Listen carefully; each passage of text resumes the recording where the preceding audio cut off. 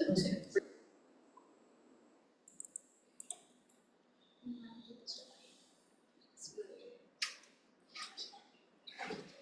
now, gradually sit occupied with the seat.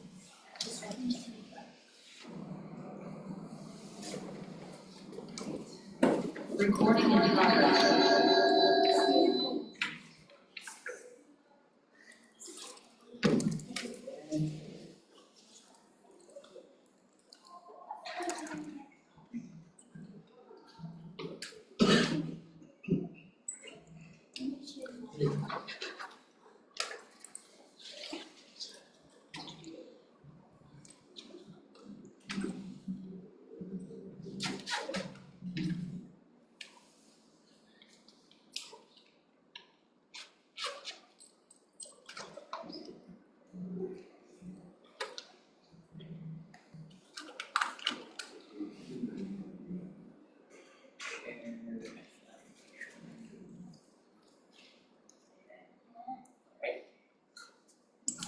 Okay, can everyone hear me? Actually, hindi sila magsasalita. They can react to it. Yeah. Just checking if the microphones would. Can I get the thumbs up below? I can see it now. Sa audience po natin on-site, you can hear Sir Biat. I didn't know it. So, May hands up now. Okay. Alright. So let me start with a quick intro. Actually, thank you for the very good intro. I think my only thing to add to it is that I've been into AI and software for more than a decade. I'm mostly self-taught. I wouldn't really call myself an expert, but I have been implementing AI systems in production for the last maybe 7 years. So everything or a lot of the things that I'll be talking about today, I've kind of learned in the trenches. I'm still learning every day, just like everyone was attending this talk. So let's get to learning. Okay, so this is today's agenda. I want to give you guys an overview of RAG and evals. It's split into 6 sections. Basically, I'm going to explain what is RAG, why would you use RAG, what are hallucinations, and why do LLMs hallucinate. I'll also explain the 2 phases of RAG, ingestion and inference. Then we'll have like a short break. Then we'll proceed to evals. For evals, I'll explain what are evals, why are evals. I'll explain a framework we use at any case called the RAG triad. And I'll be explaining a technique called LLM as judge, and then I'll talk a bit about our evals. So a quick note about any case. At any case, we have a sophisticated RAG system that accelerates the workflows of our users. We have around 3,500 lawyers subscribed to the platform, and lawyers we've interviewed hundreds, have said that we help save them around 10 to 12 hours a week of work. So, they can spend more time with their families or take on more cases. So I have a couple of assumptions for everyone here. I'm assuming everyone here has used ChatGPT. Yes. Meron bang haven't used ChatGPT? Are you living under a rock? Okay. Hello, really? You haven't used ChatGPT? I only use Microsoft Copilot a bit, pero I've mostly not used AI tools so far. Okay. So the perks naman, Copilot's same banana. It's also an AI assistant, right? I'm also kind of assuming that everyone here knows what the large language model is. I won't go into it. I have a whole nother set of slides for that. But this image here will kind of explain at a very high level what an LLM is. It's kind of like autocomplete on steroids. So if you use your autocomplete on your phone, eventually it's going to learn the English that you use or the slang you use. But imagine scaling that to the entire world's text data. That's kind of like at a very rough level what an LLM is. I'll also assume that people might space out here from time to time, but sana the memes that I put on the slides will keep you going. Okay, so let's start with what is RAG? So RAG is Retrieval Augmented Generation. It's not a towel. It's not a specific model, nor is it a training technique. It's not a fine-tuning technique. It's not a training technique. So what is it actually?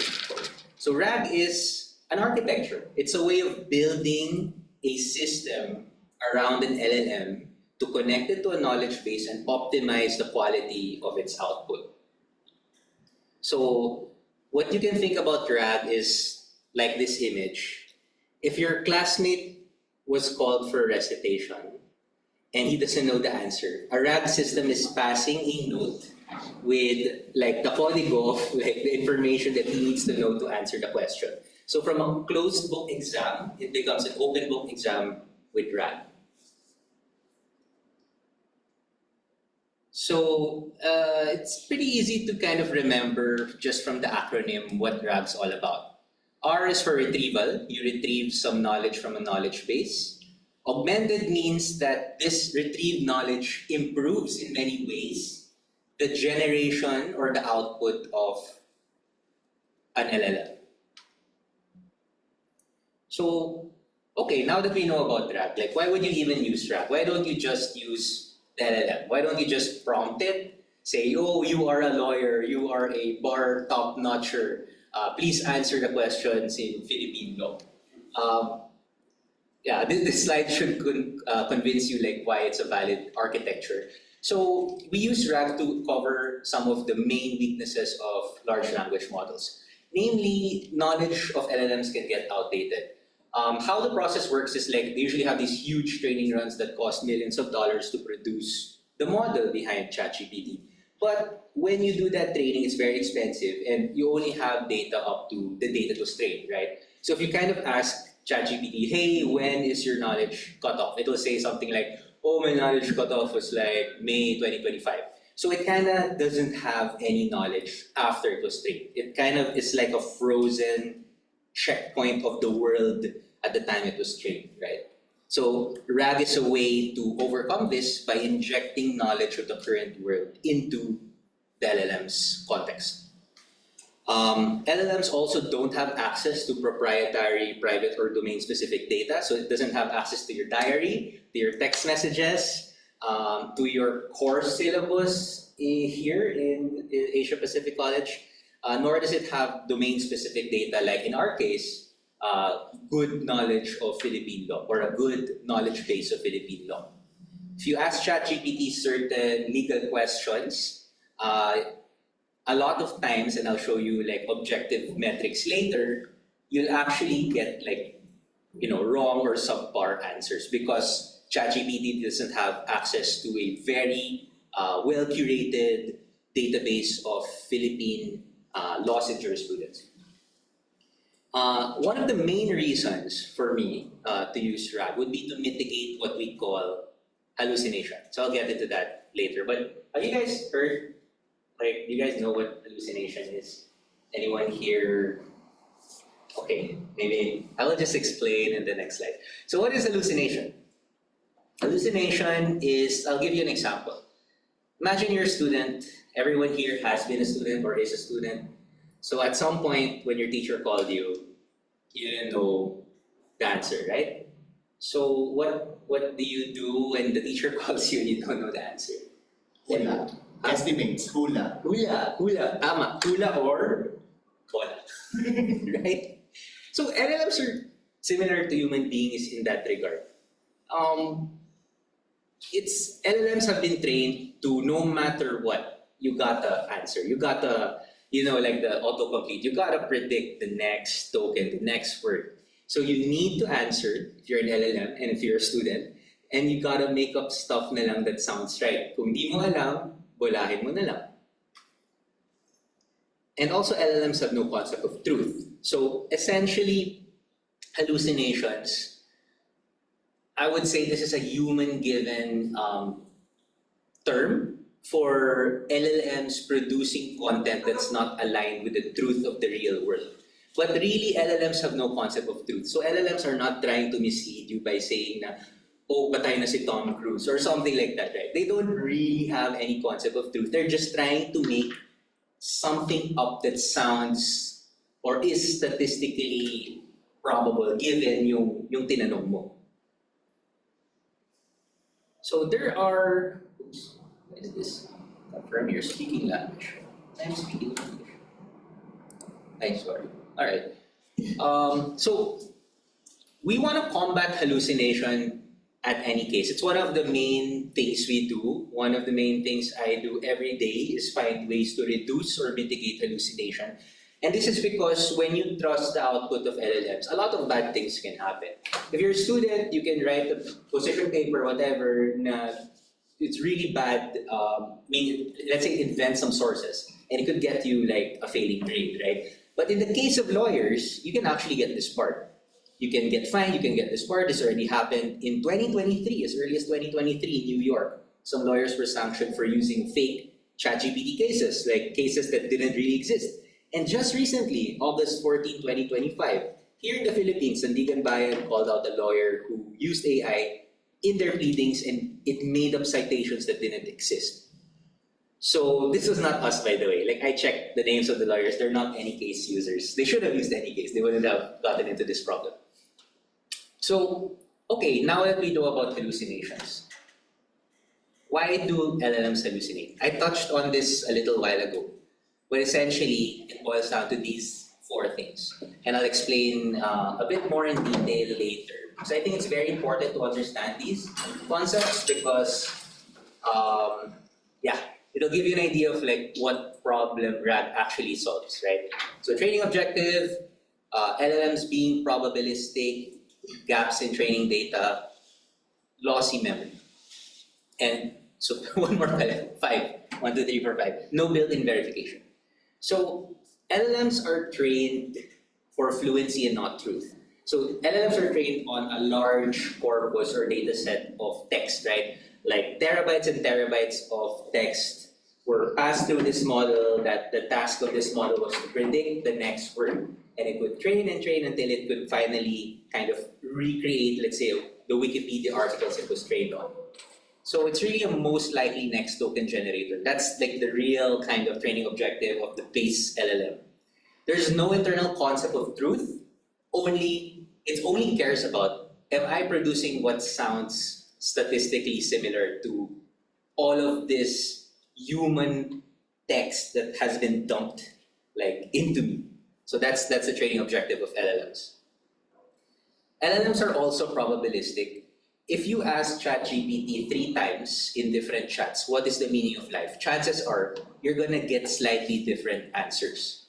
So by nature, LLMs sample from a probability distribution like this. If you ask an LLM, a base LLM, the cat sat on the blank, it actually has probabilities of producing these next tokens. This is a toy example, but it kind of illustrates what I mean.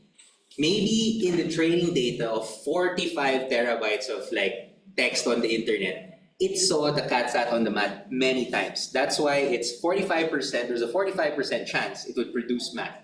And then so on and so forth, until you get to elephant and you see there's not a lot of text on the internet that talks about cats sitting on elephants, right? So it's really a probability distribution. The LLMs have a weighted chance to produce a next token. So you gotta think about it that way. Like, this randomness is very inherent, even if you set parameters like temperature to 0. It doesn't guarantee that LLMs become deterministic. Another reason is there are gaps in training data. So as I mentioned, right, there's like a knowledge cutoff. When you train an LLM in June 2025, it only sees the world up to June 2025. So if you're asking something that happened after June 2025, like Taylor Swift getting married, right? Then it won't really know anything about it. It'll say, oh, you must be hallucinating human. Taylor Swift is single or not married, right? So auto distribution, data could also be outdated, which is kind of similar to data drift, these two. And when LLMs don't know or haven't seen the data that you're asking about, let's say it's asking a very complex question in Philippine law, it will just bola. It'll just improvise. It'll do its best guess or say its best guess based on adjacent knowledge it might have. Like maybe a specific example would be if it doesn't know a specific hard question on Philippine law and it didn't see any of that Philippine law training data, then it will say, maybe I can use US law concepts to answer the question, right? That's why it's kind of dangerous to use general purpose AI for like very high stakes legal work because you don't know when it's gonna switch from I haven't studied pala Philippine law. Let's try US law. Another shortcoming of LLMs or reasons why hallucinations happen, right? It's called lossy memory. And this is something that was coined by Andre Karpathy. I don't know if you know him, somewhat of a celebrity in the AI world. He mentioned, or he said that an LLM is like a lossy compression of its training data. It's like a blurry picture of the internet. And you can see this evidence when you look at the file sizes of like, let's say a model like GPT-3. When you total the number of, or the size of the training data it was fed, it's actually 45 terabytes. But when you look at the weights of the model, which are basically like the knowledge it has, right? It's only 350 gigabytes. So it kind of compressed this 45 terabytes of information into something as small as 350 gigs. So you can't kind of, just like if you have a friend who graduated 10 years ago and you ask them about something they learned, they're not going to be able to answer you. Or maybe they might remember something, but it won't be super complete, right? So that's why like you can't 100% trust just the internal knowledge of LLMs. The last one is no built-in verification. So the base model of an LLM is just a next token predictor.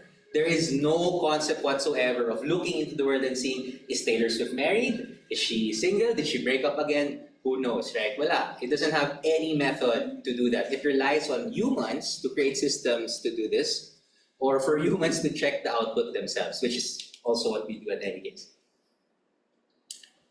So, okay, now that we covered kind of hallucination, I hope you have like an appreciation of why you need RAG in your life if you're building an AI app.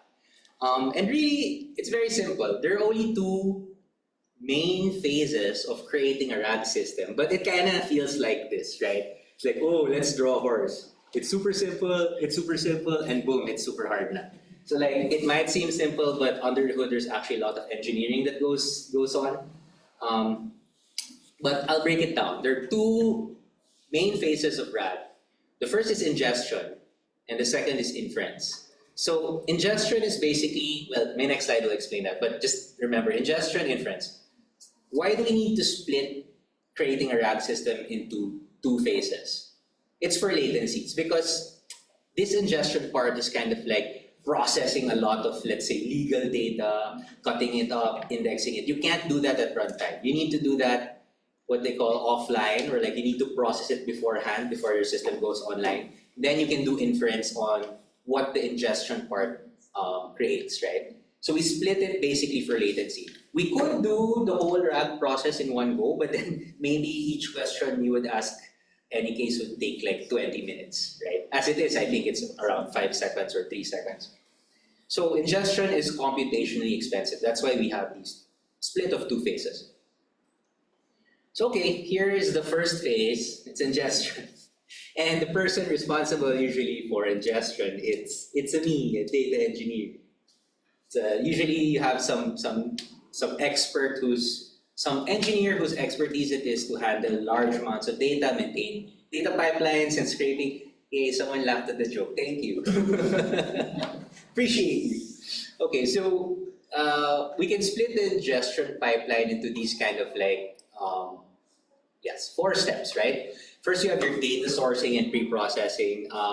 You need to, let's say for Philippine law, right? We need Supreme Court cases, we need laws, we need issuances from BIR, SEC, blah, blah, blah. Each one of those is a data source. We need to build crawlers to get the data, or we need, if we can't get the data from the internet, we need like a person to go to the office, get the documents, scan them, and digitize them. And then we have to clean the data. Because a lot of the data in the Philippines is actually really poorly formatted. It's kind of like scanned PDFs that have been rotated a little bit, that have like dark marks. So a lot of the work of RAG actually happens in ingestion. It's during this pre-processing step of cleaning your data, looking at it, making sure it's complete, asking lawyers or domain experts, hey, is this complete? Or like, may kulang pa kami, right?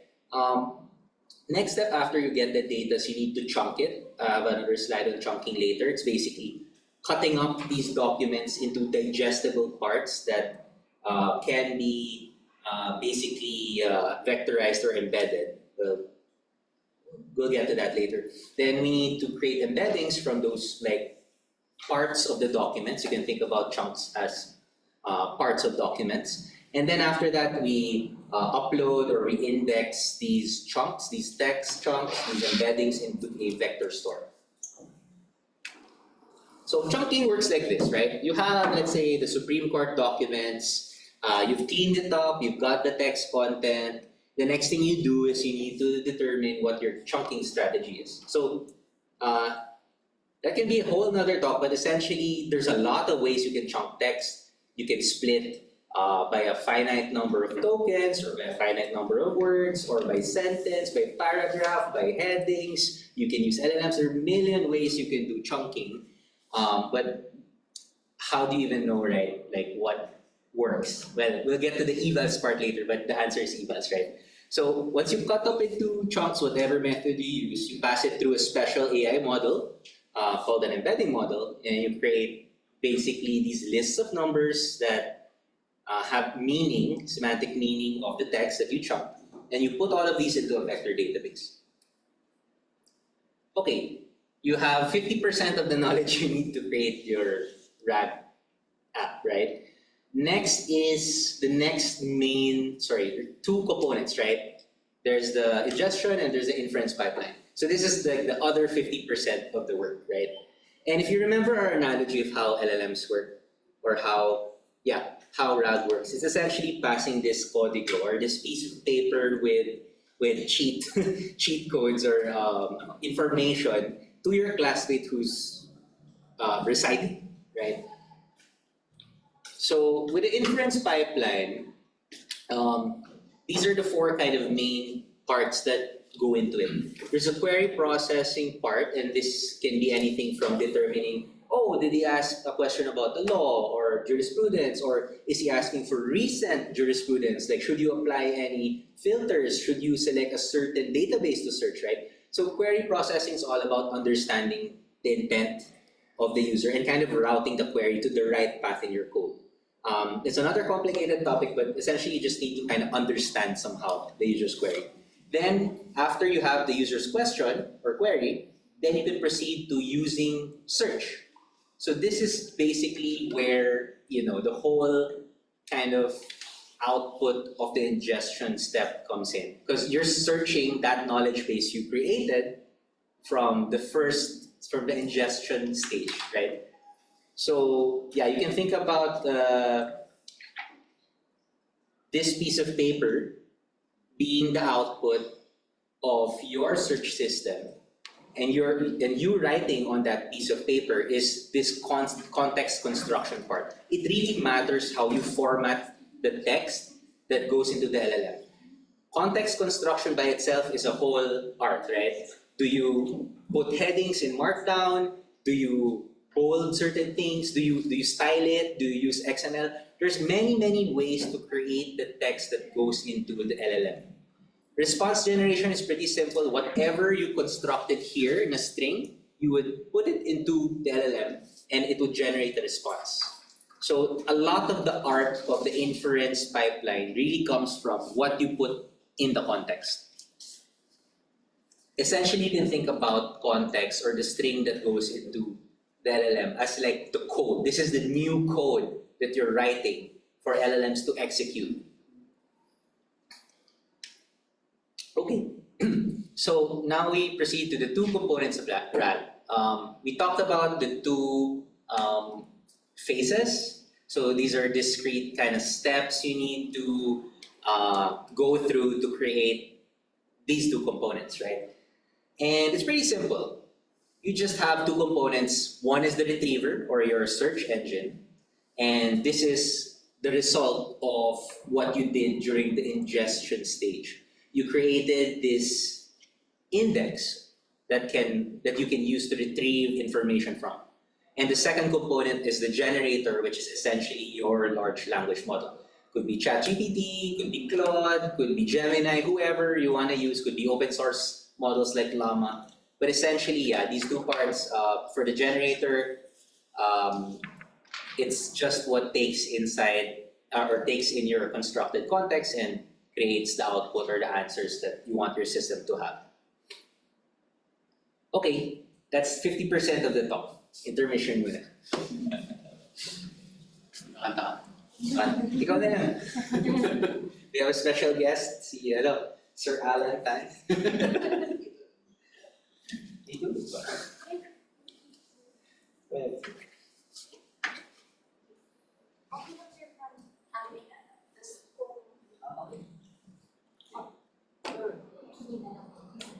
I'll go ahead.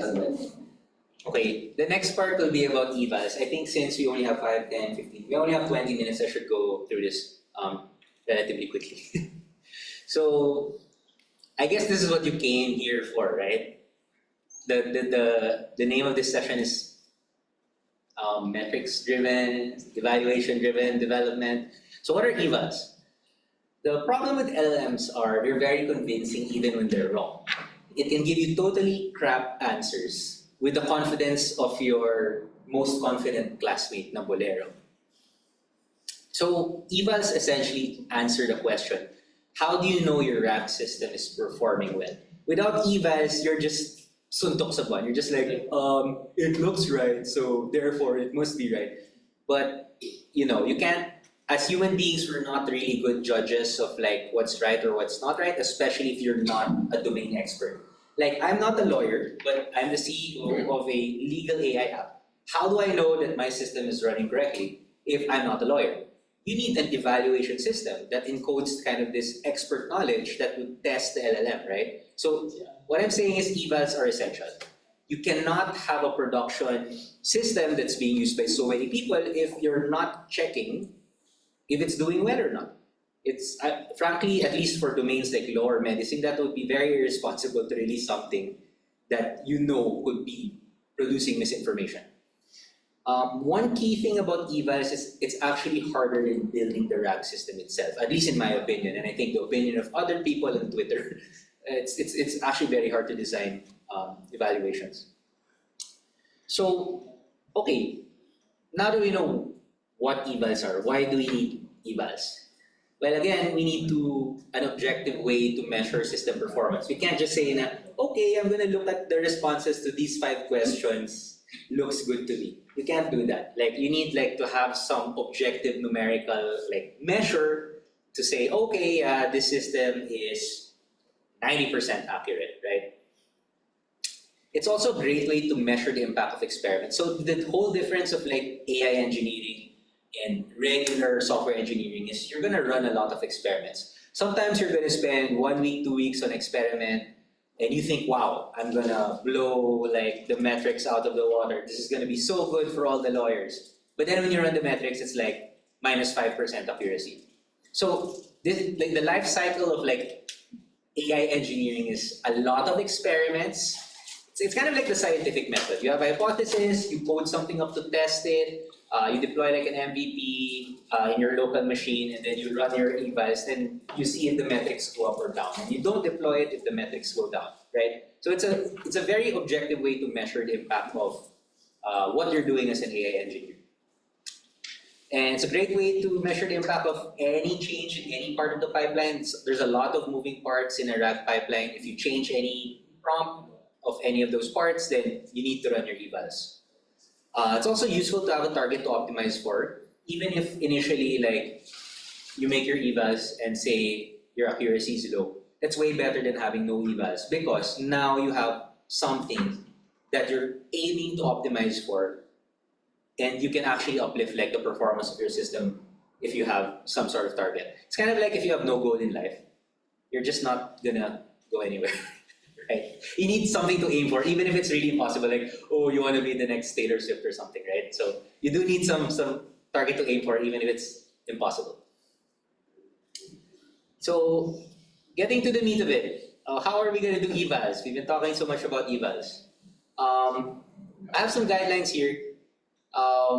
You should measure by component, and since we're dealing with a very simple RAG system, we only have two components, right? The retriever, the generator. So I'll show you how to measure those later. So when you measure a retriever, you're basically measuring how good your search is. When you're measuring the generator, you're basically measuring how good your base model is, like how good ChatGPT is, or Claude, or whatever you chose your base model as, right? And the important thing is also to do an end-to-end test. And this is more specific to the domain you're operating in. Let's say if you're operating in law, for us, it was really obvious that we should test it on the Philippine bar exam. That's the best end-to-end kind of way to say, oh, we have a smart legal AI, right? I guess you could do the same like for medicine, right?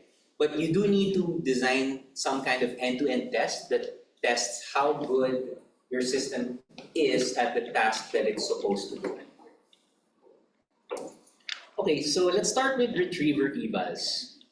I have 15 minutes. So retriever evals are, there's a lot of information that has been written about how to evaluate retrievers because this is a field that has been around since the 1950s. Information retrieval is essentially the science of search.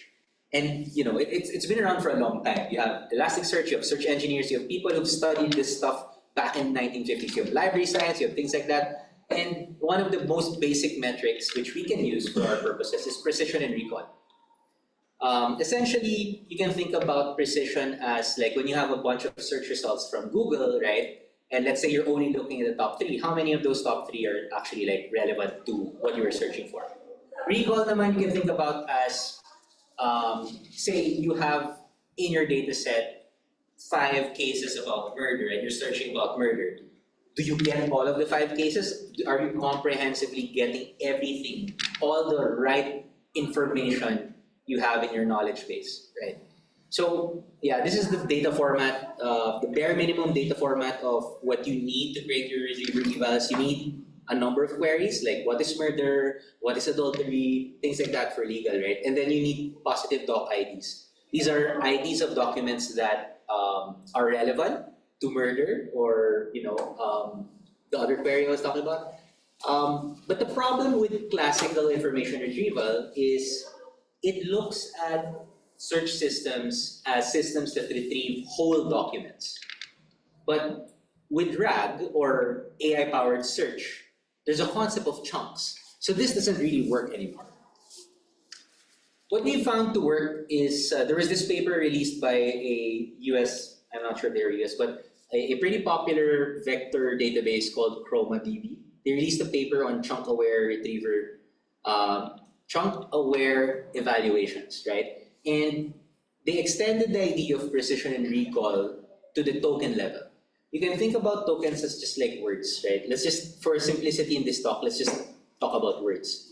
So the idea here is to measure the retrieval of a search system when you want to play around with the chunk sizes, meaning you want to cut documents 500 different ways and you want to see how well your search can retrieve the right information.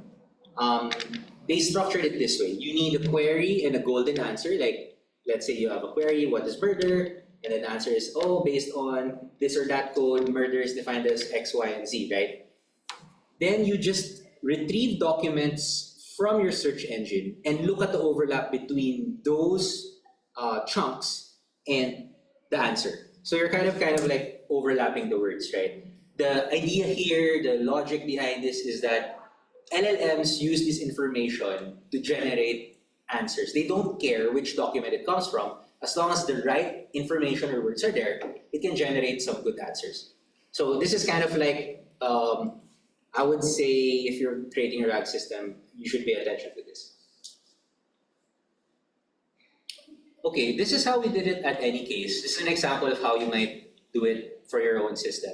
We took 2,700 laws and jurisprudence over the years. We kind of just distributed it evenly. We used AI to generate 413 questions, legal questions. and extract relevant passages from these documents. Then we checked if our ingestion pipeline, which created this search system, if it was able to retrieve all the relevant passages that we created with this synthetic data set. And we measured the token level recall, and what we got was that every time we search for a query, we get the top 20 results, we get 93.5% of all relevant tokens to the golden answer. So this is a really good metric. I think you should be aiming for at least 80%. Recall at 20 if you're creating a RAG system. Then little by little you can work your way up to getting higher than 90. The golden thing to aim for, I guess, would be 95%. Maybe you can also reduce your recall at K. You can make this 10, and if you get higher than 90, that's really good. So essentially, that's a translation, right? 93.5% of the right information is in the top 20 search results, even before the LLM generates any answers. It's very useful to separate your retrieval metrics from your generation metrics so you can tune one thing at a time. It's way too complicated to just always end-to-end optimize. So this is what we found works. For generator evals, this is a lot simpler.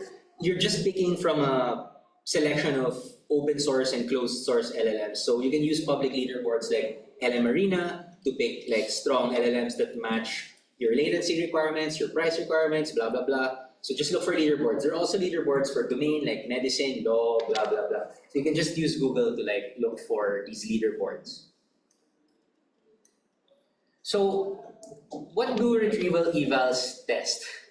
They test basically every part of your pipeline, ingestion pipeline, cleaning, chunking, the embedding model, your rewrapper model, query understanding, how you filter your metadata. All of these things like Voltron just slot together to create your retriever. So basically you're creating a test to see how this whole system kind of performs. Okay, and now to the most interesting part, end-to-end evals. This, I think, if you're only going to pick one evaluation, you should do end-to-end evals first. It's really the ultimate test of how useful your app is to your end user. If you have a legal research app and it can't pull the right laws, then why are you even in business, right? So this is really the first and most important eval to start with. Essentially, this part is still an art. You have to obtain or create a good data set that tells you how do you know a person would be competent at the task, right? How do you know someone would be competent talking about legal matters, right? Then you can use the bar. So you need to find that for your domain. I think for an easier example than law, if you think about a common chatbot use case, a common use case would be customer support, or let's say for your school, right? You have a student handbook, you want an LLM that answers questions about the student handbook. Then you need to create a curated data set of questions students might ask and the actual answers. And that will be kind of your evals for that student handbook RAG bot. So there are many frameworks you can choose from. I think maybe Sir Alan will talk about some later. But for us, you can search, you can pick whatever you like. But for us, what we picked was this framework called the TrueLens RAG Triad. And we chose it because it was very simple. It was something that was easy to understand. And, I messed up my slides. But it's pretty simple and covers the main ground that you want to cover. Sorry, let me try. I guess this slide I put here because I wanted to show what we started with. This was our first kind of evaluation method we used. We used a method called close-ended evaluation. Essentially, we found a Philippine bar exam that was multiple choice. So it is very easy to determine whether a system got it right or not, because we would just check the output of our system on this multiple choice question and compare it to ground truth. So as of today, this test isn't so useful to us anymore because we've kind of maxed it out. We already get 95.8% on this subset of the 2011 bar But it's still useful to run as like our sanity test. So we run this like a couple of times a day when we deploy. Every time we have a change to the system, we run this. But this is not enough to get like a comprehensive kind of view of how well your RAG system is doing. This is just okay for starters. So, okay, now to further meat of the talk, we only have 5 minutes left. The TrueLens RAG triad cares about 3 golden metrics, right? The first is answer relevance. Is the answer that your system produced relevant to the user's query? Context relevance, essentially this tests the retriever. Is the retrieved context relevant to the query that the user is asking? And groundedness, which is basically the measure for hallucination. Groundedness tells you or asks the question, is the response that the LLM generated, is it supported by the information that you passed it like via your Código a while ago?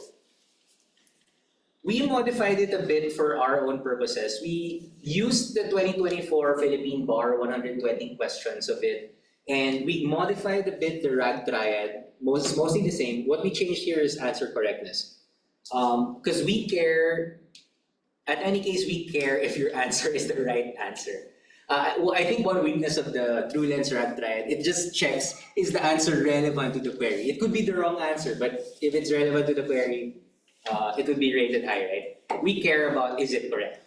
So answer correctness tests is the system's answer objectively correct, and this is an end-to-end test, basically testing both the retriever and the generator together. Groundedness tests, again, is the answer supported by the context. This is also end-to-end. Context relevance only tests the retriever. It checks, is the retrieved context relevant to the query? So what we did here is we used an LLM as a judge, but we used a bit more of a sophisticated approach. So LLM as a judge is a technique that uses another AI to rate the outputs of your system. So it's kind of like you're using AI to judge your current AI. It's a little like weird to hear, but it actually makes a lot of sense when you know that for most tasks, LLMs are at human level or above human level performance already. So all you have to do for LLM as a judge is you need to create a prompt with very clear rubrics, kind of like how a teacher would grade your output, right? The input of this prompt would be your end-to-end system's answers, could be the answers of any case on the bar, plus the question, and the output would be a score. So an important thing to do with LLM as a judge is to use very well-described rubrics. We found that the more like numerical ratings you have, the worse it gets. Like the best performing LLM as judge systems usually have like 0 or 1. But in our case, we extended it to 3 outputs. Our judges output +1, 0, or -1. And the TLDR of this is if it outputs 1, it's very good. For groundedness, it means that every claim that an LLM makes, that any case makes, is supported by our provided sources like laws, jurisprudence. It's a completely grounded answer. A completely grounded answer means like 100% of the stuff it's claiming is actually supported. A 0 means partial. There are some that are supported, there are some that are a bit weak, and -1 is like active fabrication. You're making up cases that could get you get lawyers in trouble, right? So the thing with creating LLM as judge or using this technique, I guess that's what you call it, it's a technique. You need to make sure that your judge agrees with itself. Because again, if you run ChatGPT 3 times and ask it, what is the meaning of life? It's gonna give you 3 different answers. So what we did is we ran the judge 3 times per question, and then the final result we got through voting. And we made sure that we essentially made sure that our LLM judge was consistent.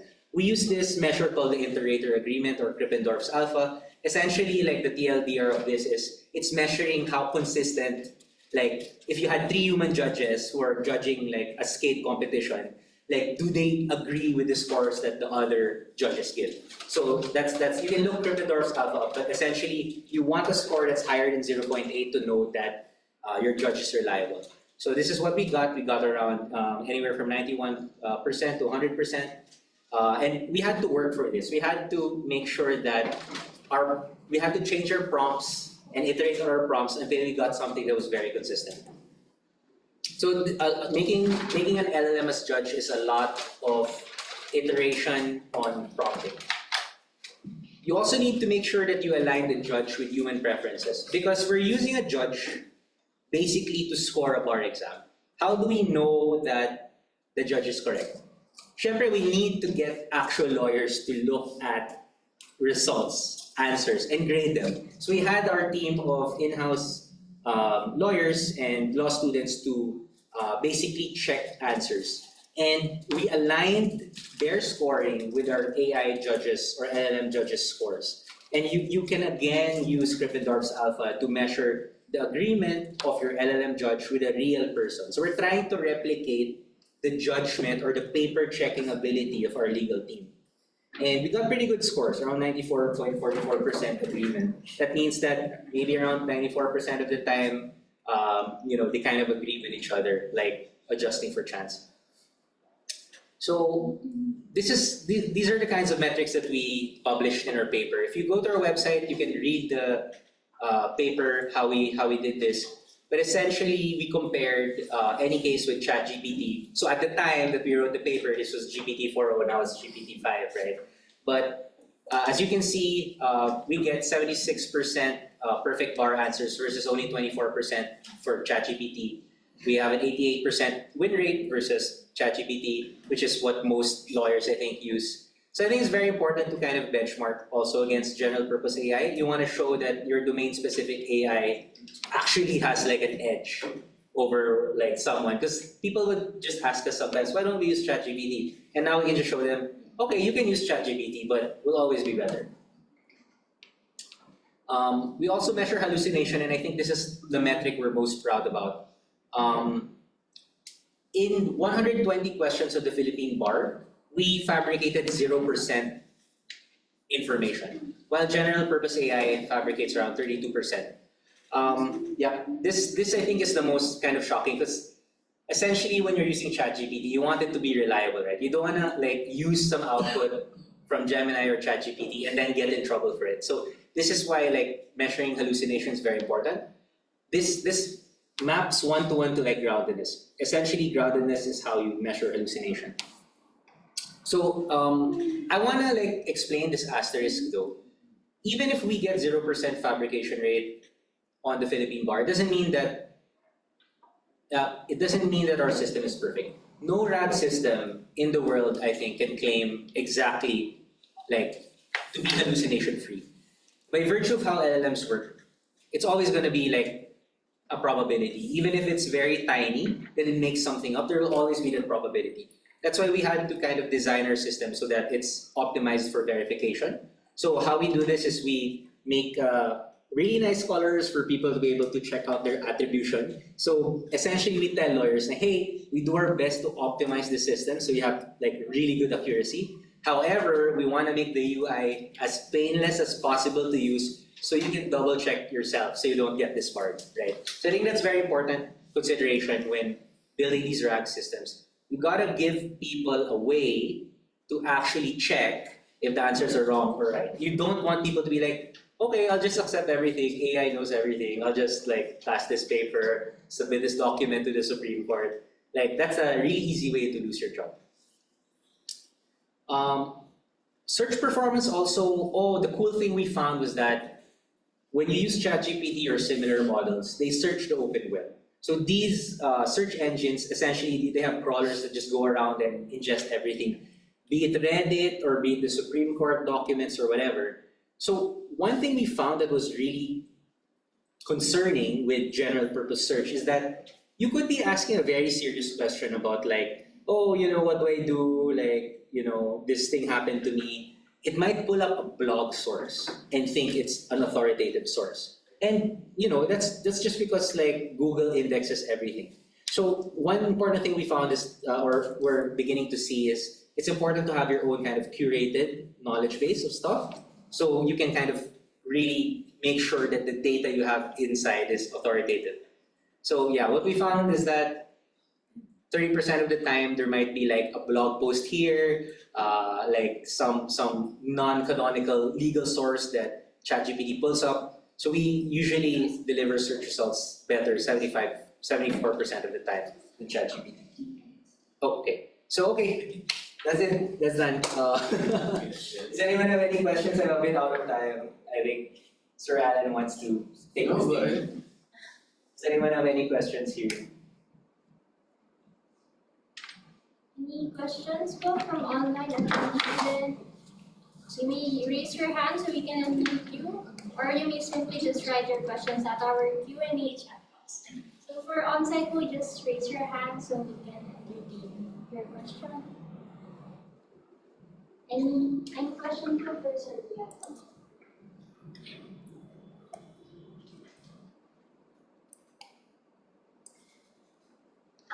Take this chance po to ask your questions kasi you never know when you get an opportunity to ask. Demand yan. Yes, yes. So don't be shy po. Anything that comes up or anything that you would like to share po. Yeah, no stupid Sir. questions. Yes. I mean, there are no stupid questions. You can ask me anything in your mind. So don't be shy po. Any questions po last call? Naan? Yes. What would you say is the biggest challenge that you faced when you were building the system, like the improvement? I think it's very hard to improve. Well, okay. One thing that comes to mind is like how dirty the data is in the Philippines. I think that's like table stakes. Like, you know, some of the PDFs were rotated. Some of them have lots of like artifacts, like they're blurred, or sometimes you even have PDFs that are cut in the middle. So data quality is definitely one. Another is also having the process or building the process to work with a domain expert to improve the system. Unless you yourself are fortunate enough to be a master of both prompting and also like a lawyer or doctor, you really need to kind of closely work with a domain expert. And the domain expert doesn't know anything about prompt engineering. But together with the domain expertise and your technical expertise, you can actually like improve the system. Yeah. Yes. So I just wanted to ask, as a professional in AI, I guess what are your thoughts, especially now in the Philippines? We don't have an established laws again in regards to AI. So a lot of it is just best practices towards each other and everything. So now that you are in the industry of law and of tech, I guess how do you see the laws in the Philippines being constructed around AI? That's a very good question.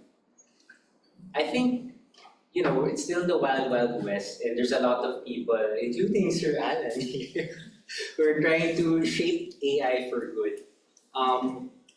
For me, as someone who's building a company in this space, the best thing that I can advocate for, I'm not too much on the legislation, and even if the domain is law, but like one stance I have is we should be building tools that actually augment the capabilities of people, not replace them. We don't want to put lots of people out of jobs. It is going to happen because all new technologies like the steam engine, there are a lot of jobs that kind of like, you know, went by that, but more jobs were created.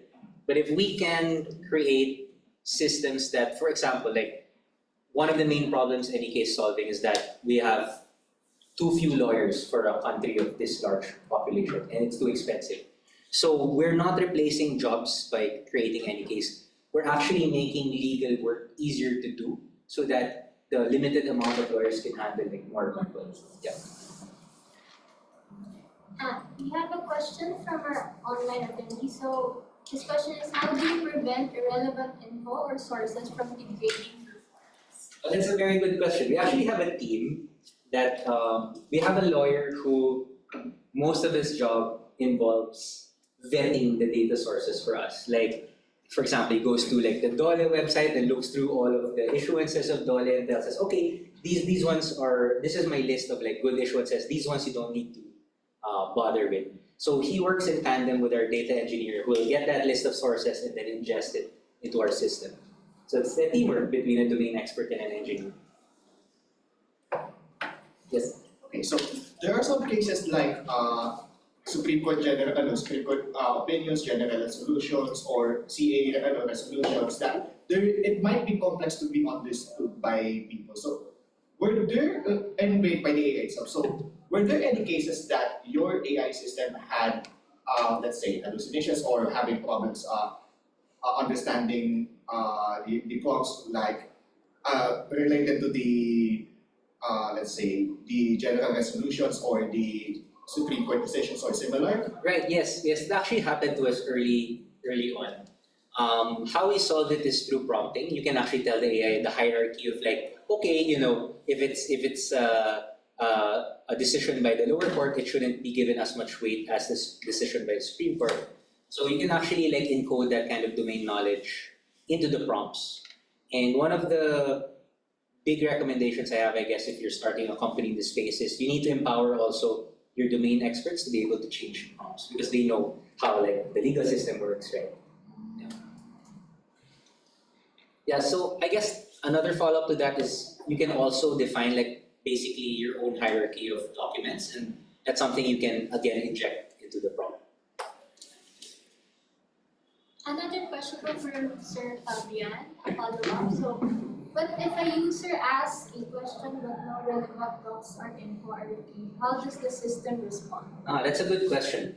Essentially, any case right now will say, oh, we weren't able to find any search results that match your query, but here's something that, here's some information that might be helpful for you. So we did go through a lot of pain to like prompt it to tell you when it doesn't know.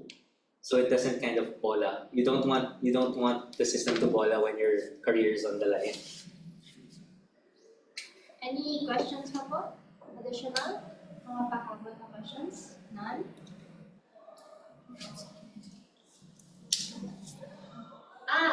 Another question from an online attendee. This is from Ms. Clay. So how do you tackle monkey testing? Example, testing cases that the system may be misused.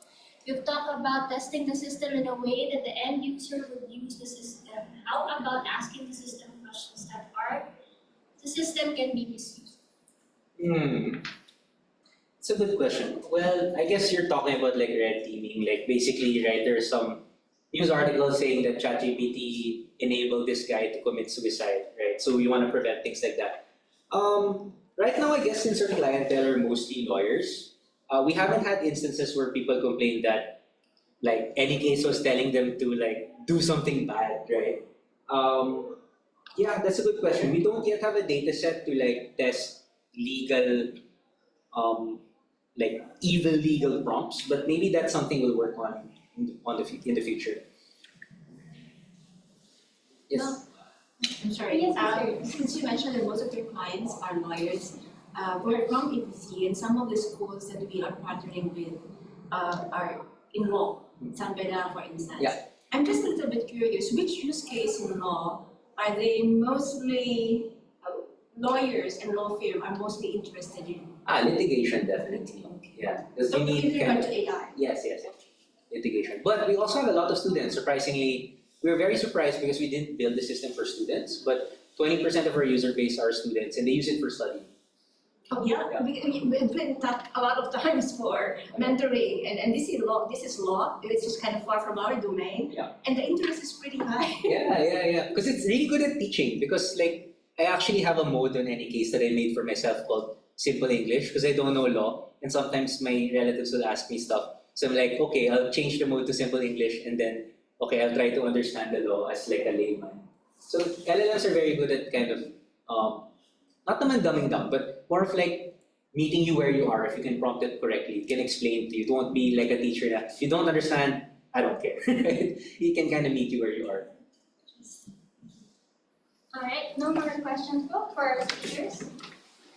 Okay, I think that is all. So thank you once again, Sir Diato, and thank you to our audience for sharing your questions.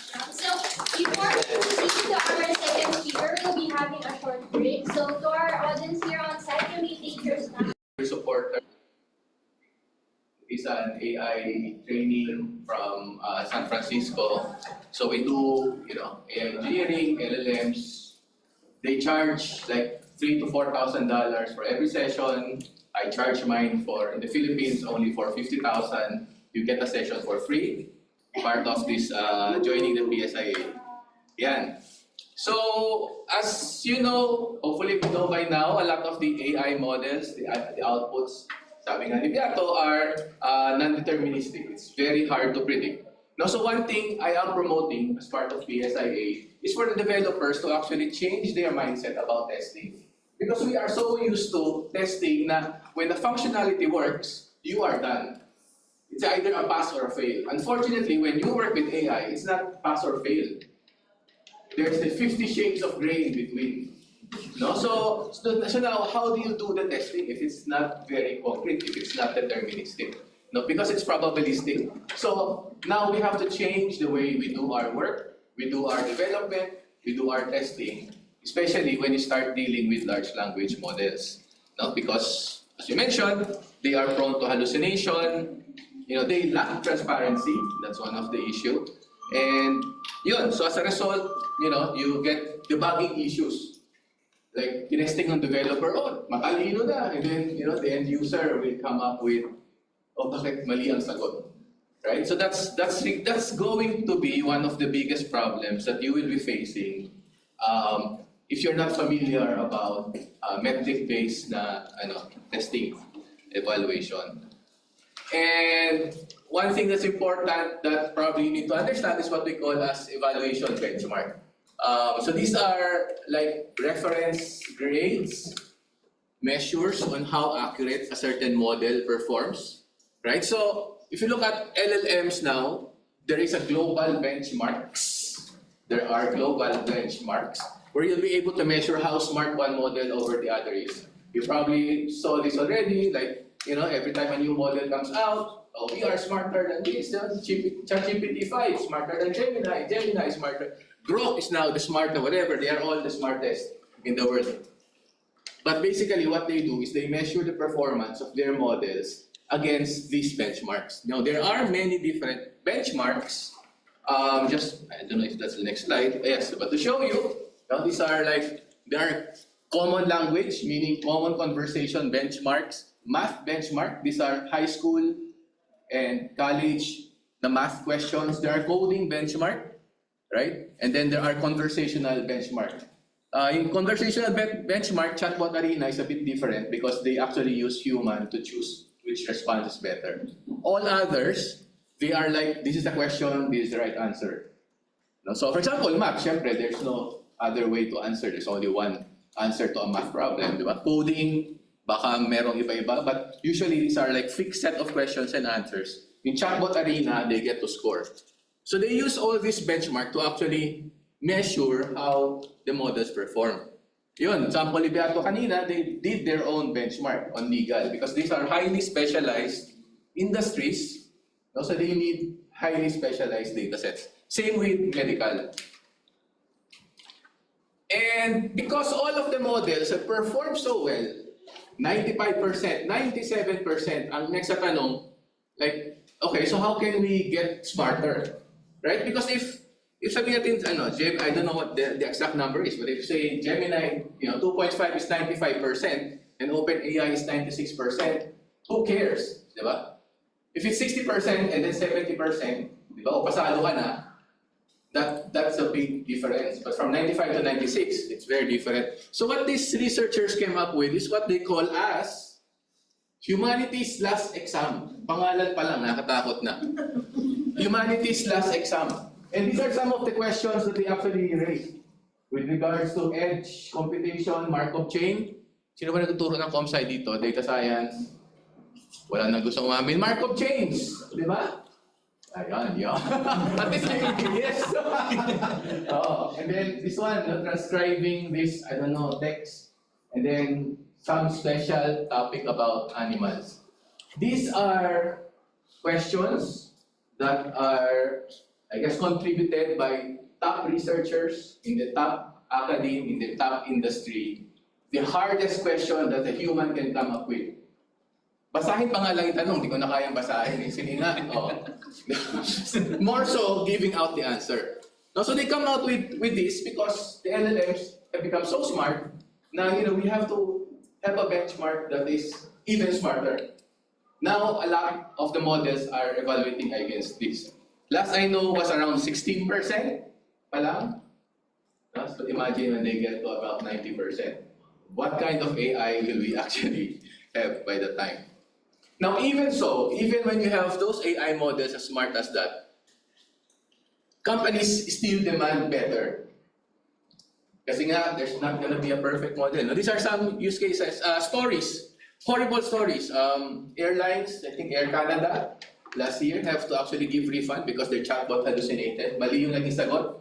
And then, the passengers sued, and then the court ruled against Air Canada. You have to pay because your chatbot hallucinated. Similarly, McDonald's got canceled yung kanilang drive-thru AI, voice AI, because it keep on ordering chicken nuggets. 260 chicken nuggets. I don't know how they did that. So it hallucinated, ordered 260 nuggets.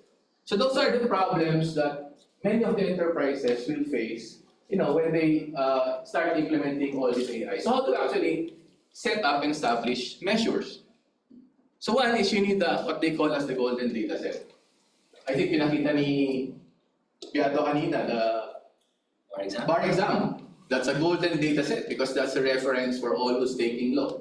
Right? There are very concrete answers, there's concrete questions. You need to be able to come up with your own golden data set in whatever industry you are.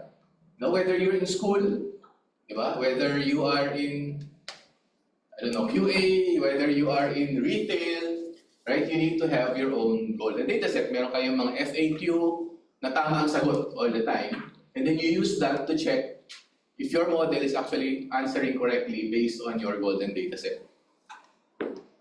So the golden data set will have to be, you need to have a reliable evaluation. This will give you your ground truth, and you should be able to fine-tune your model, and make sure it perform well against your golden data set.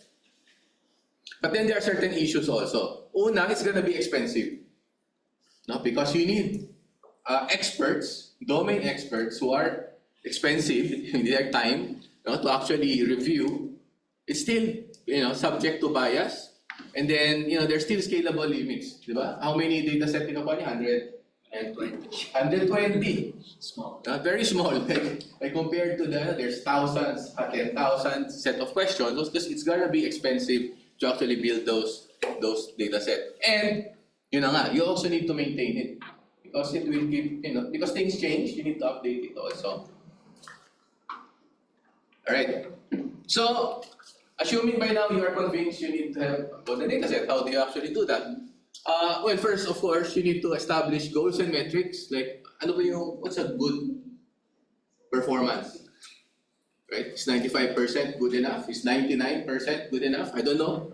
But this has to be tied into your business goals. Right? What is acceptable to the business.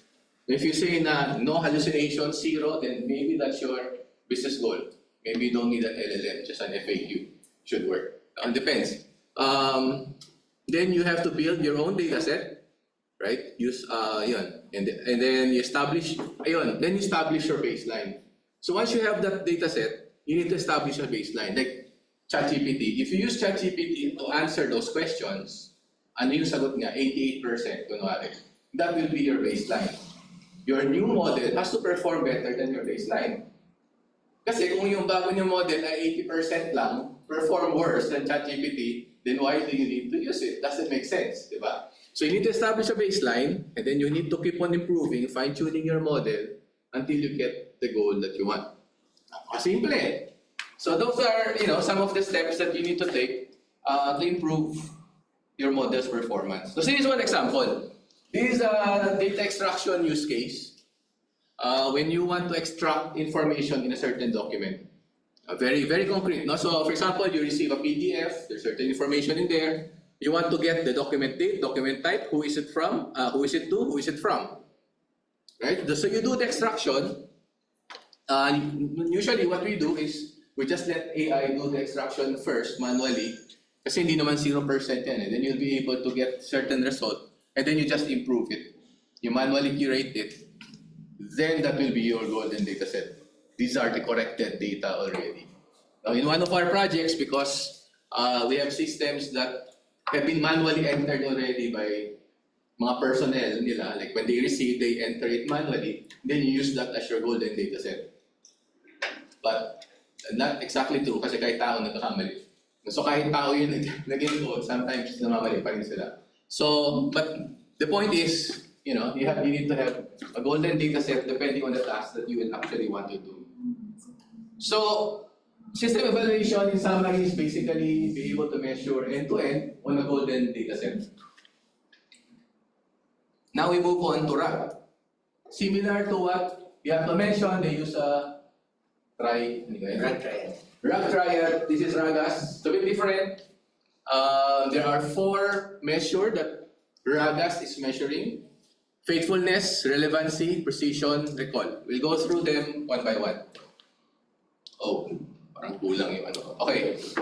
So, just to explain again how RAG works. You have a document, you will get parts of the document that are relevant to your question, which will be the basis of your answer. So the first thing you want to do is to make sure you get the right section. So for example, you have a document, manual ng kotse, right? A very thick manual of, repair manual of car.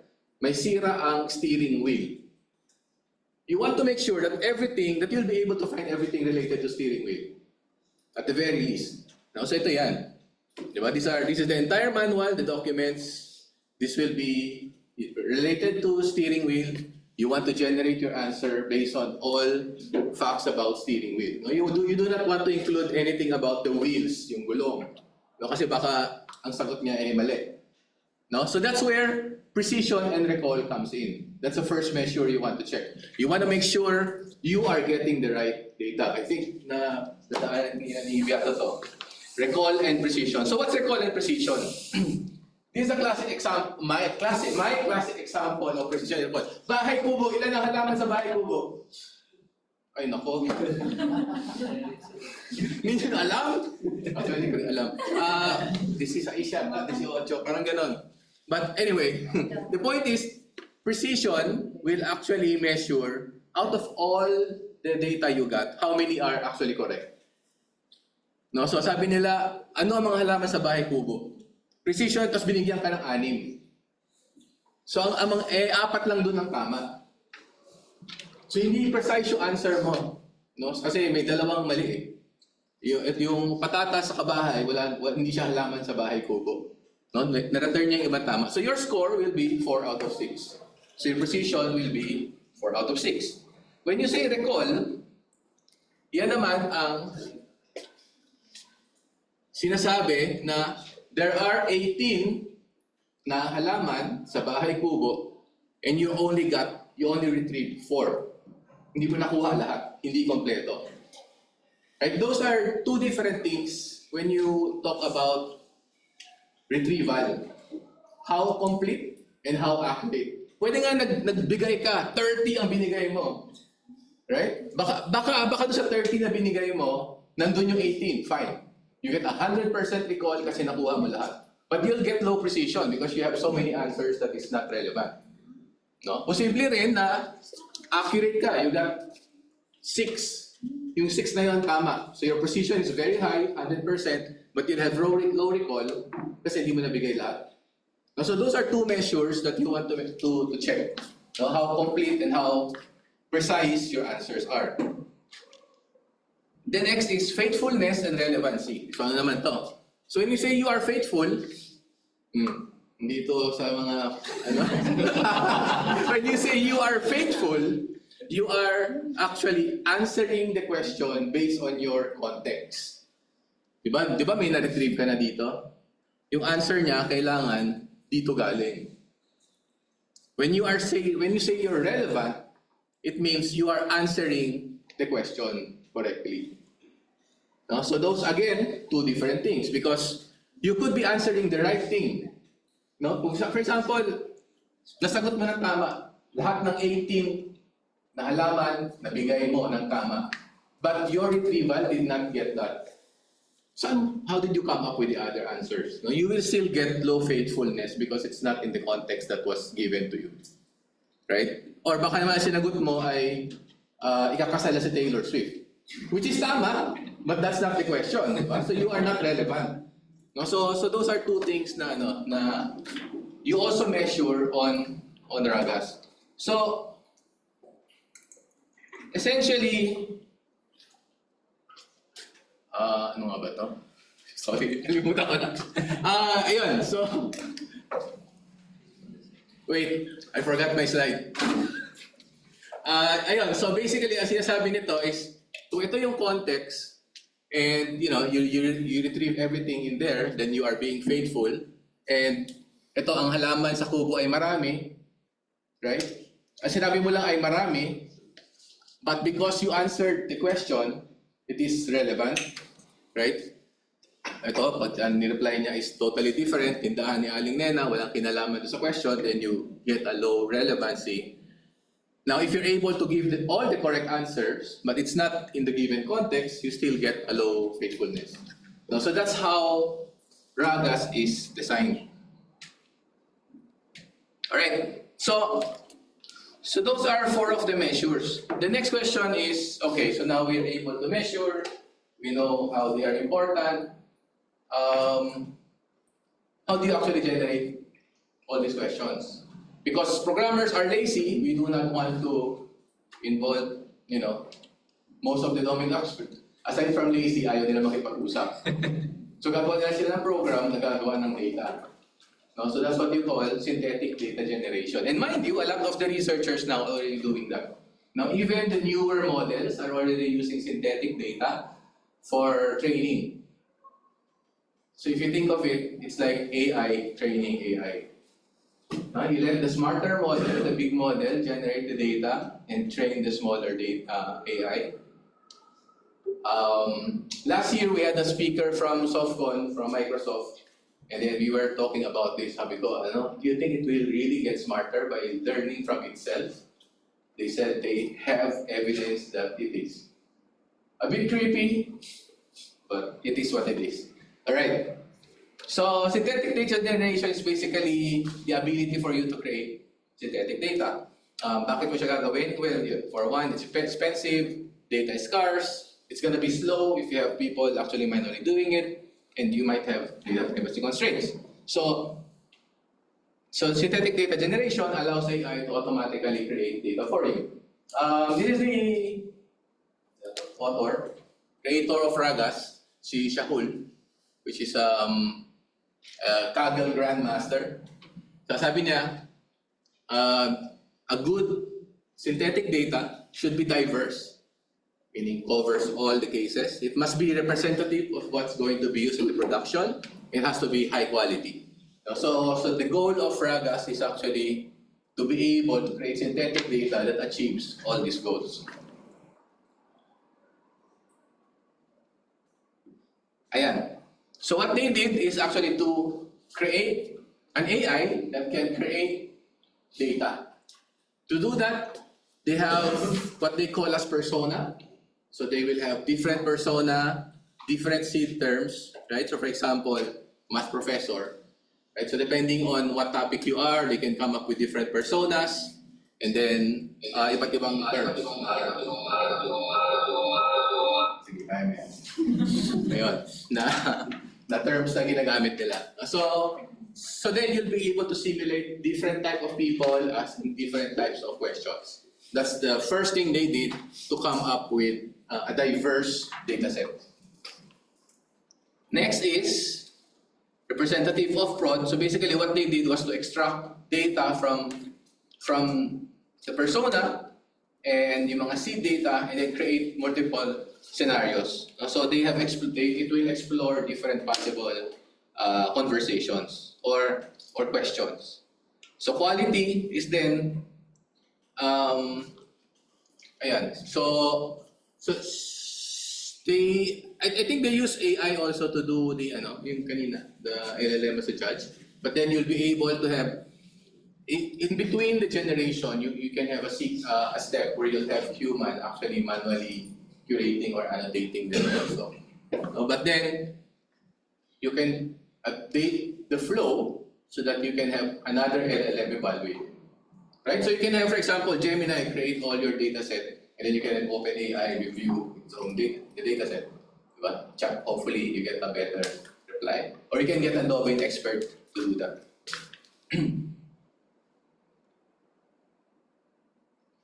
So basically that's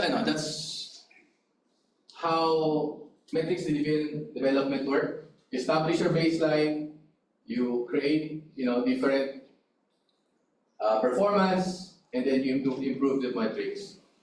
So the point of metrics-driven development is to make sure that you're constantly improving in terms of your performance. The other advantage of being able to establish something like this is pag may bagong model, it will be easier for you to decide whether you will use it or not. Right? Because for example, there's GPT-6. You plug in your GPT-6 and then you measure again, did it perform better or not? Because sometimes it performs worse. So if it performs worse, then maybe you should not use it. Just keep the original version, the older version, because it performs better. So now it will be faster for you to make a decision whether to adopt newer technology or not. So, okay. Ayan. So if you want to know how they come up with the data set, basically there are three things that they generate: the question, the context, and the answer. So ang nangyayari is, for example, punta natin yung law kasi nandun tayo kanina. There's a decision that came out, right? The AI will read the decision, and then it will retrieve some parts of it. Use that as the answer. So ito yung answer. The decision is, ano matapos na decision? Reverse, for example. Decision has been reversed because of ABC, right? Then they come up with the question. Diba? For this ABC, ano yung dapat na decision? No? And then they get the context based on the document. Ito yung mga relevant portion that needs to be retrieved. Right? So they do it backwards. You know the answer already. You generate the question. That way, you have your question, context, and correct answer. Right? Kasi yung question ang galing sa answer. So parang less chance of making a wrong answer. Or maybe, hopefully, walang no wrong answer because you generated the question from the answer. So that's essentially how you create your synthetic data set.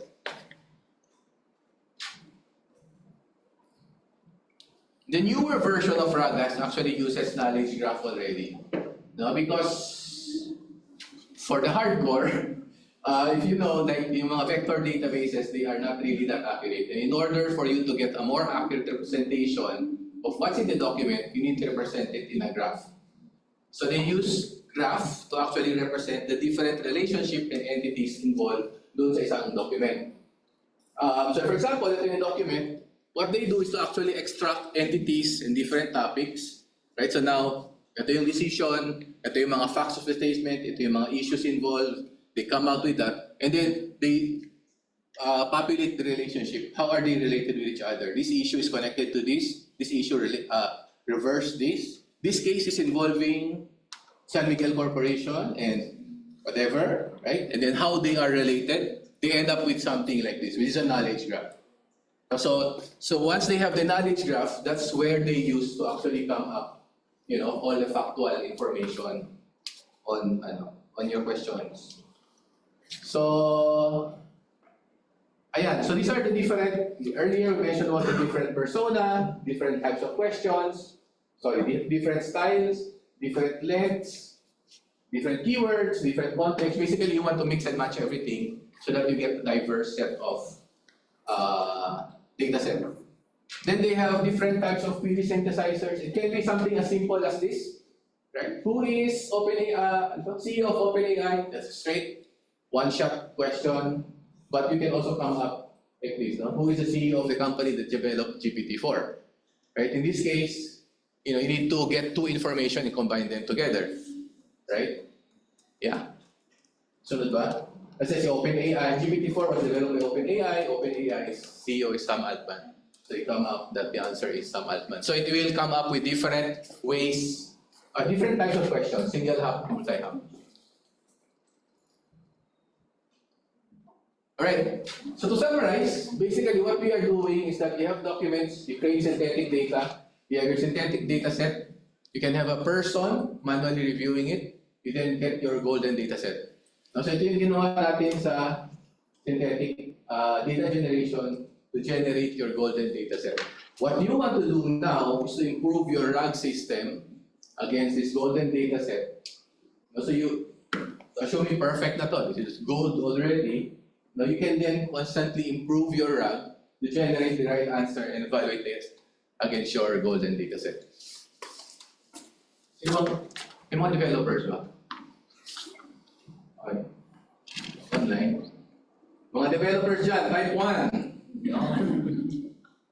We got more dense. Let's go. Baka matakot eh.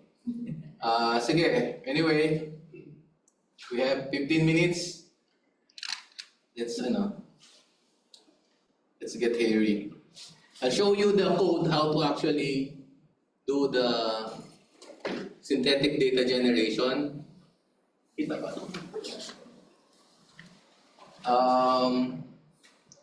Nandun naman sa, kung na-scan niyo sa QR code, the code base, you are free to play around with it.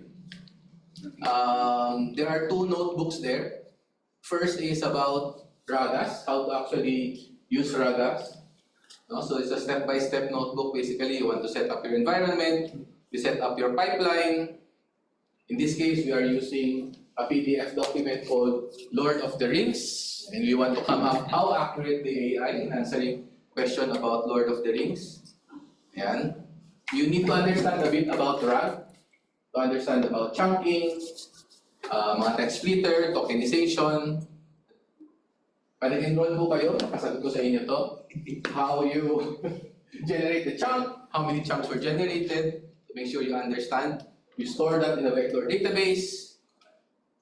Pasensya na po sa mga, anyway, hardcore coding. No? So I think one thing I like to highlight here is that when you prompt the AI, if you are doing RAG, you always put something like this. If you cannot answer the question with the context, please respond, I don't know. Kanina may nagtanong, di ba? Like, what does it say if it doesn't know? The only way you can do that is to tell the AI, pag wala sa binigay ko, wag mong sagutin. And you just put this. If you do not know, if you cannot find the answers, respond, I don't know. True enough, it does respond, I don't know. It follows the instruction. No? So, the very simple prompt will minimize having hallucination. So, you set up your RAG chain. This is lang chain code already. So, ito example. No? Who is the bearer of the ring? Sabi niya, the bearer of the ring is Bilbo. Well, pwede. Pwede, kasi nga, he was the original. Then I have to change the prompt, who is the eventual bearer, so that it comes up with Frodo. Of course, the answer we're expecting is Frodo. So then, we want to be able to evaluate the system. So you then do your RAG assessment already here. So in this case, we already have a generated dataset. Ito yung golden dataset, kunwari. Then we just run the evaluation, right? So sinabi natin, ito yung dataset, you prepare the dataset, you then run the pipeline. You then come up with faithfulness, relevancy, context, and precision. Then you get a certain score for each of your dataset. So may result ka na. Now then all you need to do is to summarize, and then you get a certain score already. Hindi na siya na-summarize. Then what we did was to change the RAG pipeline. This time we're using multi-query retriever. It's a different way to retrieve the data. Then you run the evaluation again. Diba? So you have an original dataset, you run with a new dataset, then you'll be able to compare them. I think sa dulo, ito yung answer. So pagdating sa dulo, when you run that, you'll get the result from the original, and then you'll get the result from your advanced retrieval. You'll then be able to compare the score. So in this case, nag-improve siya, relevancy, nag-improve siya, context recall, nag-improve siya, precision, hindi. So then you'll have a more objective way to measure the performance of your model. then there are many ways you can play around with your code, but the most important thing is to establish that dataset. Now, the second notebook is about SDG, which is essentially talking about generating the dataset. No, so again, the code is there. You need an OpenAI key. This one, we're using GPT 4.1 Nano kasi kuripot ako. You want the cheap model. So if you run this, make sure that you have credits. It consumes a lot of tokens because it keeps on generating so many datasets. It's gonna take some time. It builds a knowledge graph. In this case, in this example, we use the AI bills. O yun, may tanong kanina about the law. So what we did was to actually get this one is from Romualdez on the law, and then this one is from Senator Pia on AI Regulations Act. So, we just scrape that off the internet and then use that as our data set to measure the performance of our model. You have your knowledge generator. So the main difference now is that there are different types of synthesizer. Di ba sabi natin, there's single hop, there's multi-hop. So it comes up with the different types of questions. What is the role of sending it? I don't know. O whether may sense yung question na hindi, that's another topic. But because it generates many combinations, chances are it will be able to generate relevant questions. And then, in this notebook, there's also what we call the Langsmith, which is an AI monitoring tool on the cloud. Kasi kung napansin nyo, medyo mahirap siyang sundan the entire flow. There's a tool called Langsmith where you'll be able to see, hindi ko alam kung may nakikita ba na? Hindi mo. I'll try to load it first. Share.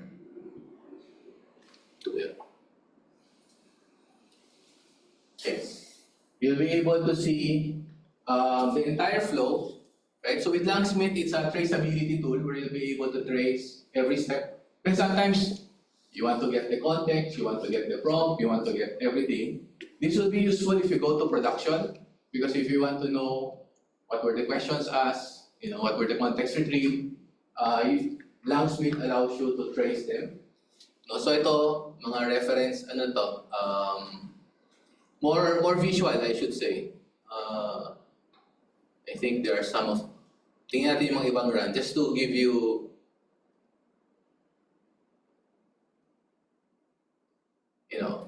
an idea what it looks like.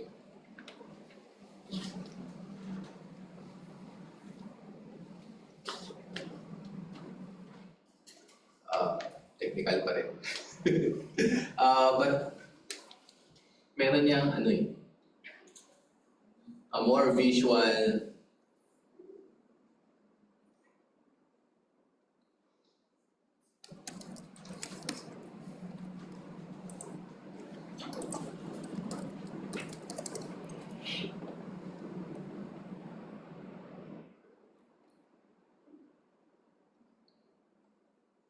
let's try to open a different one.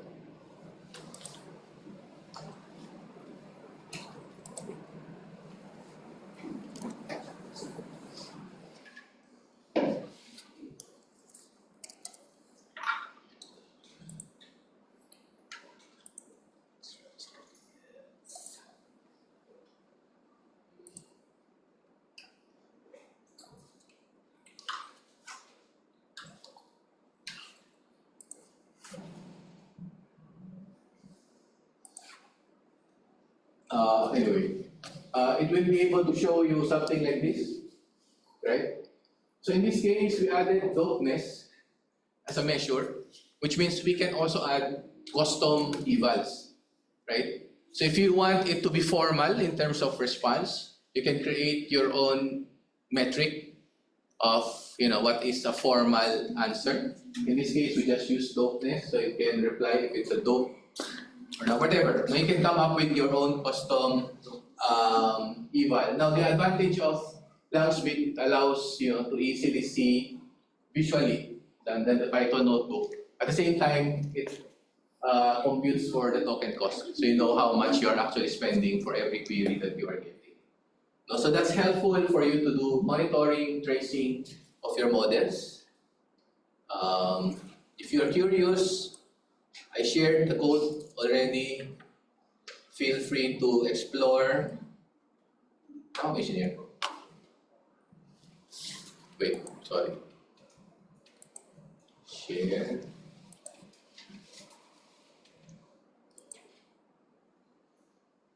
Right, so this is the synthetic data generation. Ito yung example where we add our own prompt. This is the sample of the LLM as a judge. Right, so in this case, we say, given this context in question, you must answer question using empathy and kindness, make sure the user feels heard. So you can do something like that in your prompt.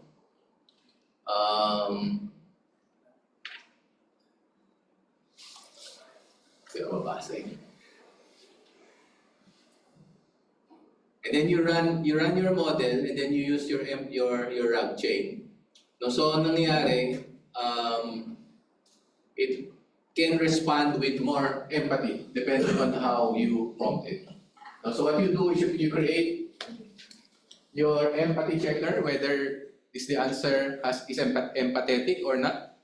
Then you can evaluate if it responds empathetically or not. No, so you can play around with it. The code's there. You can change the way it's being evaluated. You can change your prompt. Should give you an idea how to actually do it. And then there are many other metrics actually that you can do. So I'll stop sharing. That's more or less saan yung slides ko?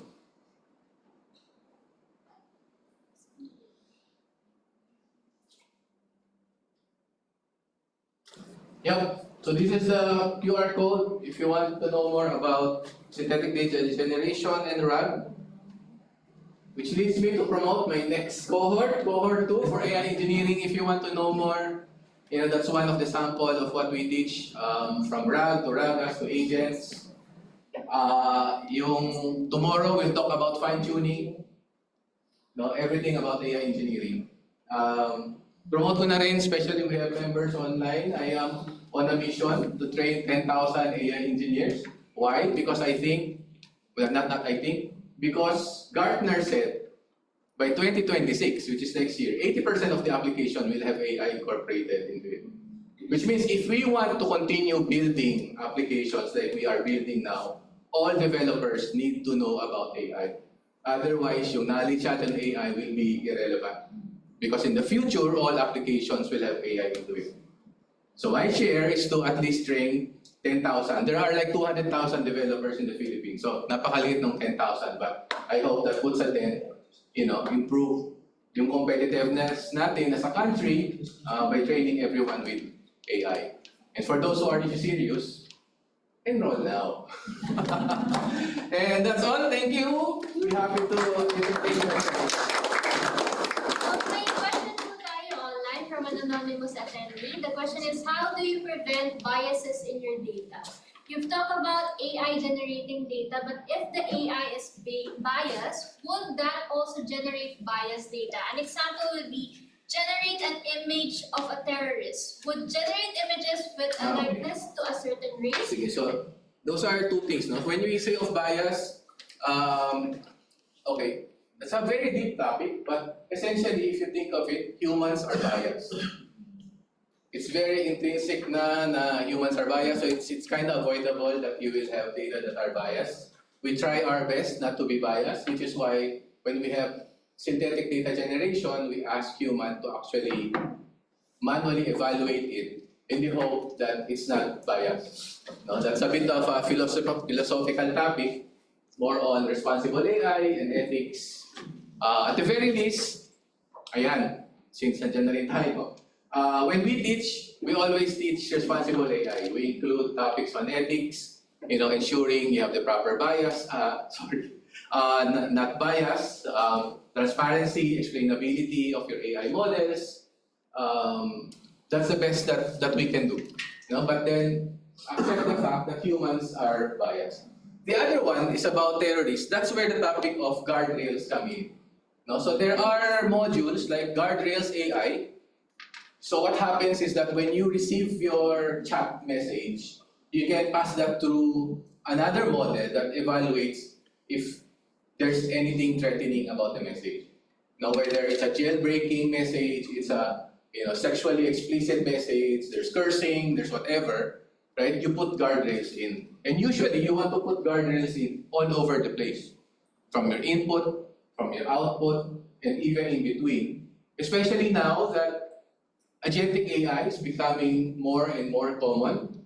No? So, all those threats can come in any of the points there. So usually you want to put guardrails into there.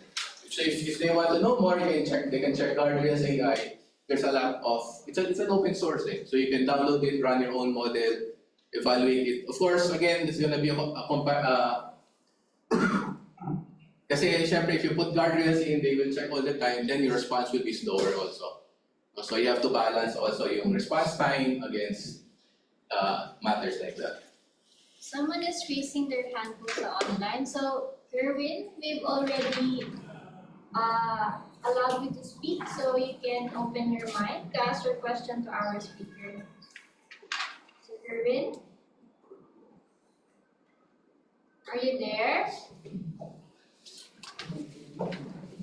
If not, you may just input your questions at our Q&A chat box or the chat box if ayaw mo po mag-send.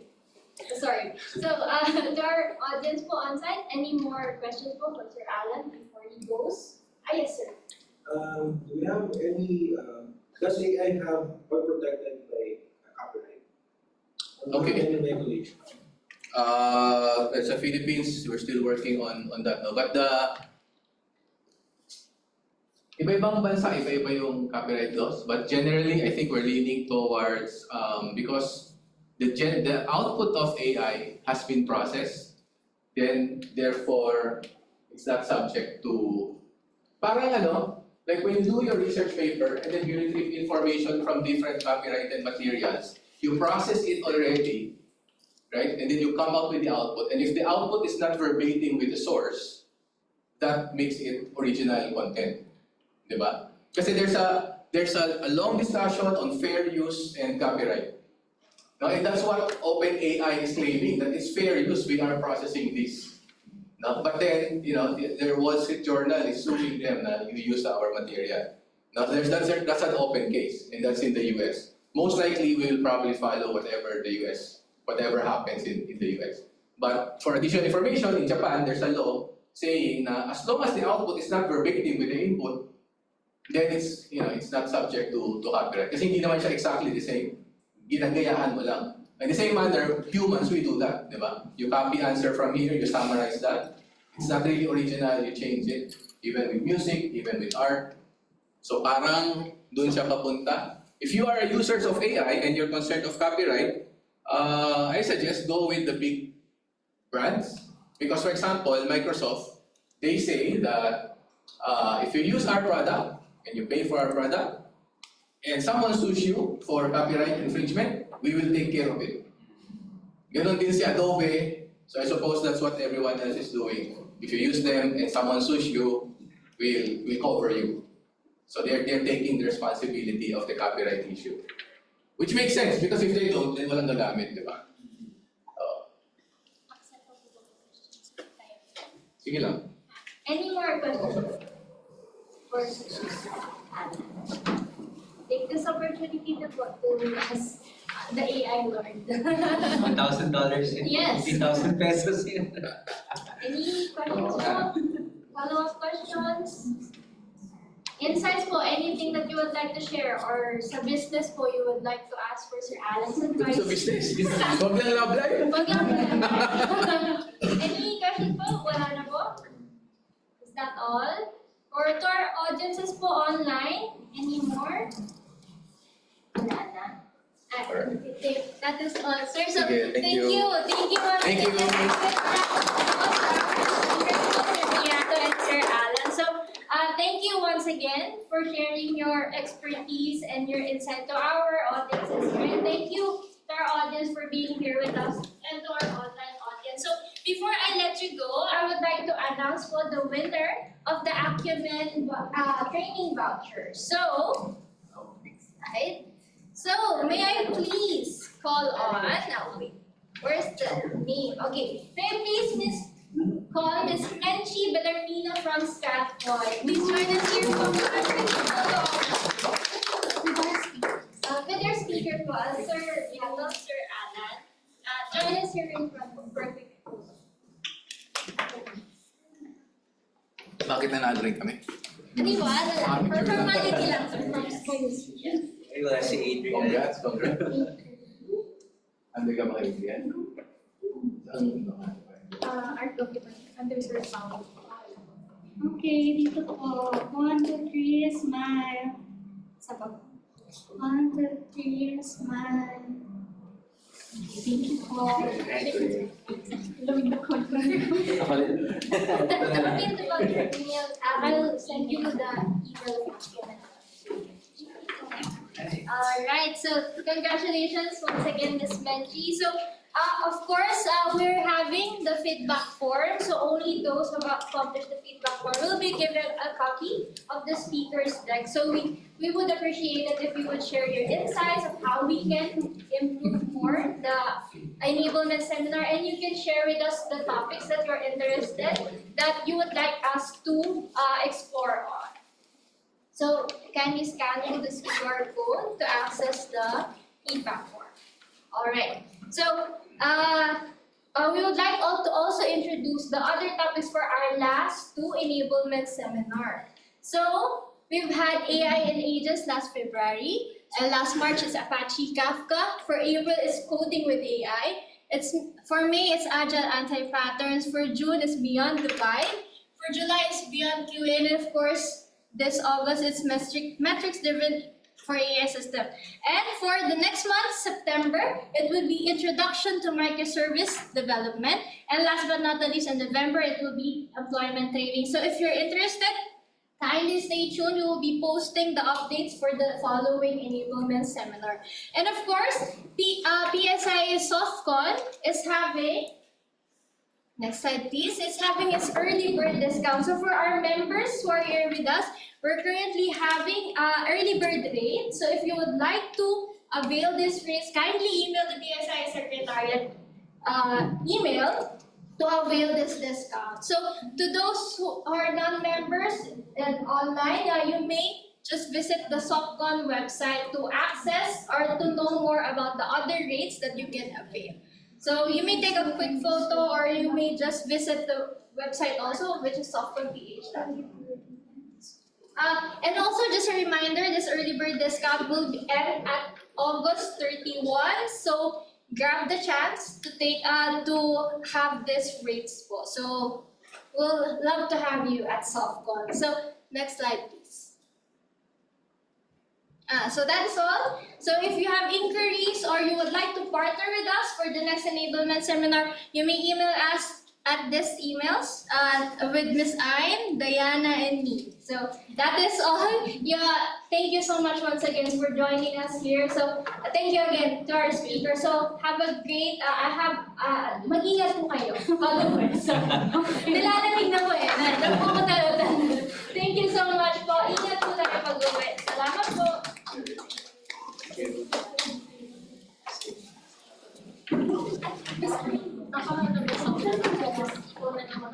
Safe flight, safe flight. Yes, thanks. Thank you. Once again. Ingat po, ingat. Salamat po, sir. Ano na po siya? Nagko-convert na po yung. Ay,